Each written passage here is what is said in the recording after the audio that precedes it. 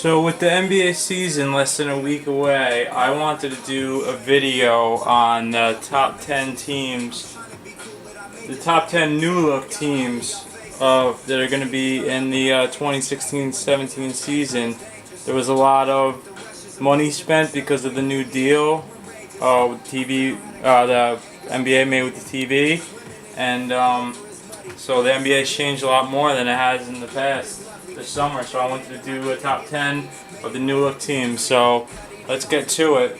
Right here at number 10, I have the Indiana Pacers. Their blockbuster deal this summer was bringing in Jeff Teague, but also they brought in Thad Young, which I got for the 20th pick in the draft. That's definitely a win now move. Makes them definitely in contention to move up from the 7th seed in the playoffs. Also brought in Al Jefferson for the bench. Miles Turner is going to be in his sophomore year. Is definitely going to be a good player, and it's just a matter of Paul George being healthy, doing his thing. Maybe Monta Ellis getting one more year out of him, and C.J. Miles off the bench, who's been proven to be a good player. So at number 9, we have the Utah Jazz. The Utah Jazz were one of the youngest teams in the league last year.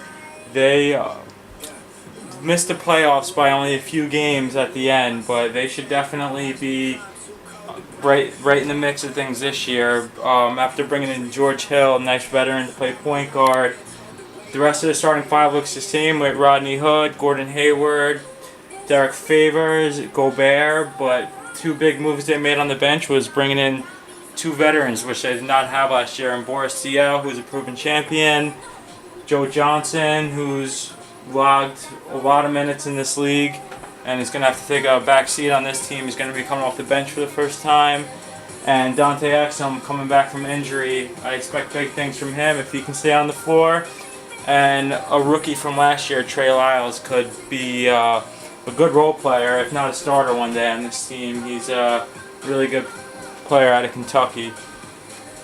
And to number 8, we have the Houston Rockets. The Houston Rockets wouldn't really be on my list, but when they decided to bring in James Harden, move James Harden to the point guard position, and they brought in shooters around him like Eric Gordon, Ryan Anderson, and got rid of Dwight Howard and put Clint Capella at the center and brought in Mike D'Antoni for a coach. This is definitely going to be a new look team next year.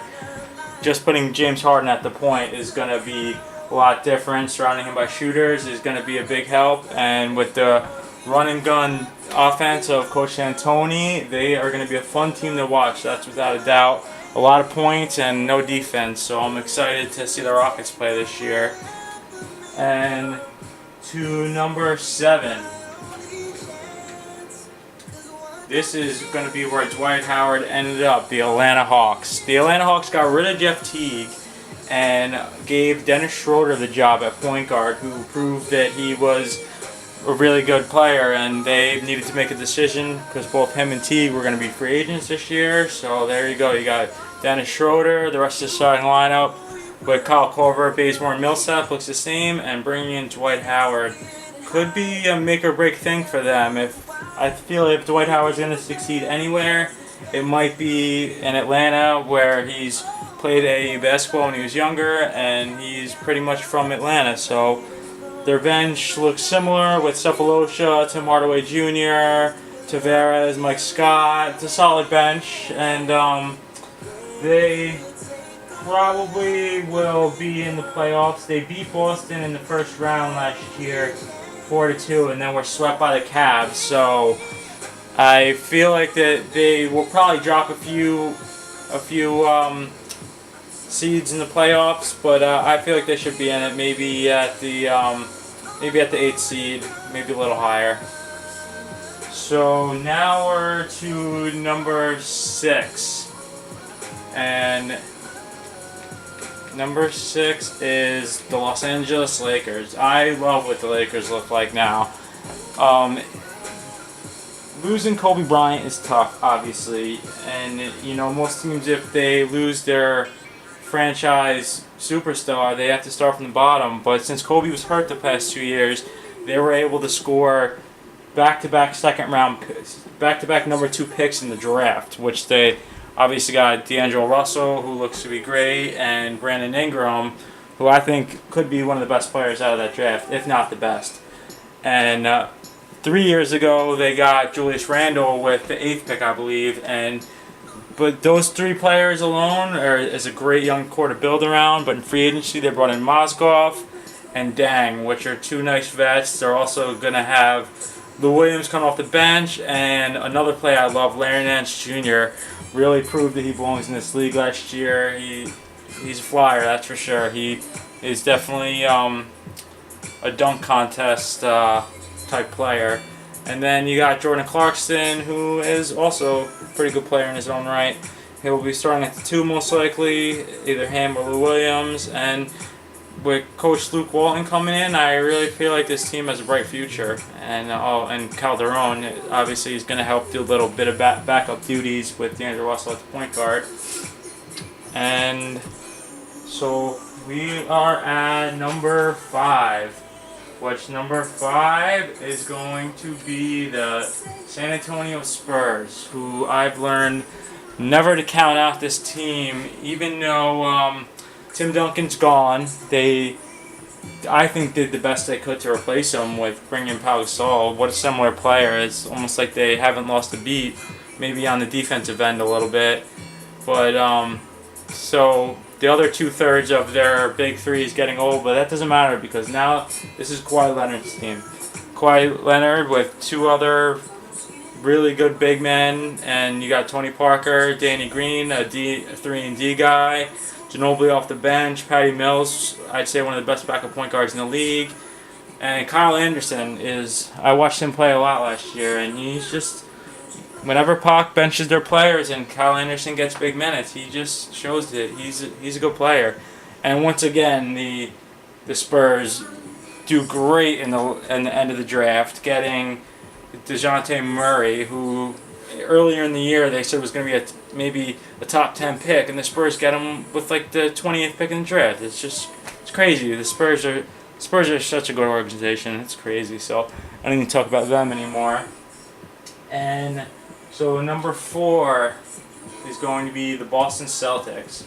You can almost make an argument that the Boston Celtics could be the number 1 team on this list, but really the only change they did major was signing Al Horford, who was probably the second best free agent besides Kevin Durant. But their starting 5 looks similar besides that. Isaiah Thomas, Bradley, Crowder, Amir Johnson. And coming off the bench, Marcus Smart, great backup point guard. And the X factor on this team, in my mind, is going to be Jaylen Brown. That's why I didn't make him higher on my list, because it's kind of up to a rookie how good they're going to do this year. I think Jaylen Brown could be one of the top guys to come out of the draft, but only time will tell. I mean, he's 19, 20 years old. But this team is just so deep. Jerebko, great shooter. Gerald Green back on the Celtics.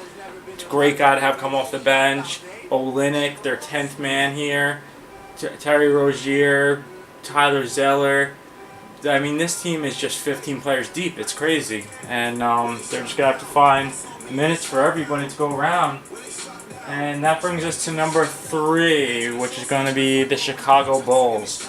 I didn't even think the Bulls would be on this list. When they traded Derrick Rose and I heard talks about Jimmy Butler leaving, I just thought they were in complete rebuild mode. But they surprised everybody by signing Dwayne Wade, followed by signing Rondo. With the starting 5 of Rondo, Wade, Butler, Taj Gibson, and Lopez, the first thing that pops into my head is that they can't shoot threes, and this is the NBA is a 3-point shooting league now. But coming off the bench, they have McDermott. He can shoot threes. Mirotic. I don't think Mirotic will start, but it could go any way with Gibson, Mirotic, and Bobby Portis. Valentine is a steal in the draft. Maybe they got him at around 10 or 11. They got him. That's a steal.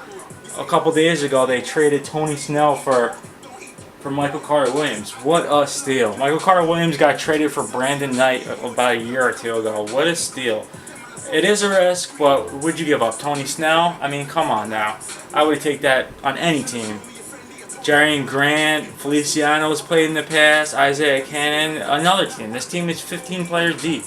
Out of nowhere. I thought they'd be in rebuild mode. They get 2 stars and they're right back at it.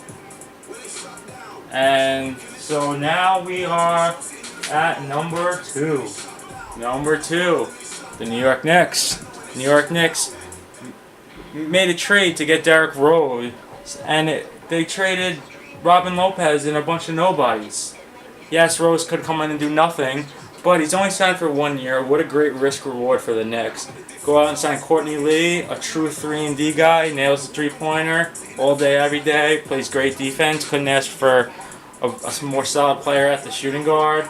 Carmelo always plays great after the Olympics. I expect big things from Carmelo this year.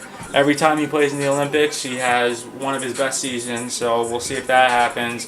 Porzingis surprised everybody last year by being one of the best rookies, and he's just needs to be a little more selfish, Porzingis. He's such a unselfish team player, and he's so talented that he just needs to he needs to realize this is going to be his team. Maybe not next year, but very soon this is going to be Porzingis' team. Joakim Noah, one of the main things the Knicks did not have last year is a gritty, tough player who just doesn't need to take any shots. He's a great passer, great defender, great rebounder. If he could stay on the floor, this is a steal for the Knicks. Brandon Jennings, another smart guy for the Knicks to get, because we all know Rose isn't going to play 40 minutes a game. So to have your best player come off the bench be a point guard, that's exactly what I think the Knicks needed. Lance Thomas was great to pick, keeping him over Galloway or a couple of the other guys who were on the team last year. Lance Thomas can play pretty much 4 different positions, and great defender, great shooter. Kyle O'Quinn, going to be pretty decent. One of my favorites, Cheese Kuzminski. He is definitely underrated, and a lot of people are going to see how good he is this year. And the Knicks look pretty deep this year.